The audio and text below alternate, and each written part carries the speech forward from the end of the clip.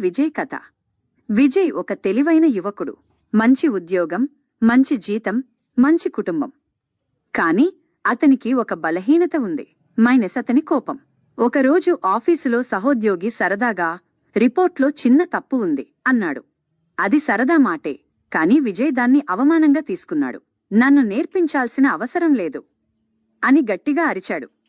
ఆ క్షణం నుంచి అతని పేరు కంటే అతని కోపమే పెద్దదైంది. మేనేజర్ హెచ్చరించాడు, స్నేహితుడు సలహా ఇచ్చాడు.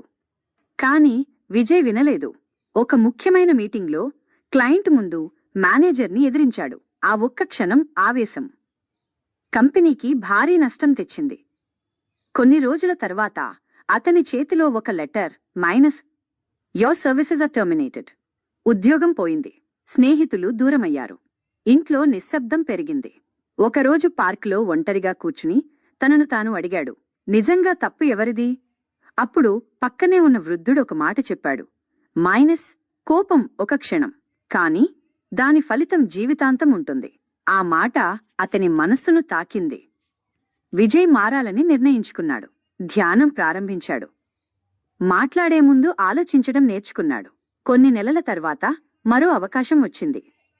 ఈసారి అతను శాంతంగా సమాధానమిచ్చాడు. అతనికి ఉద్యోగం వచ్చింది.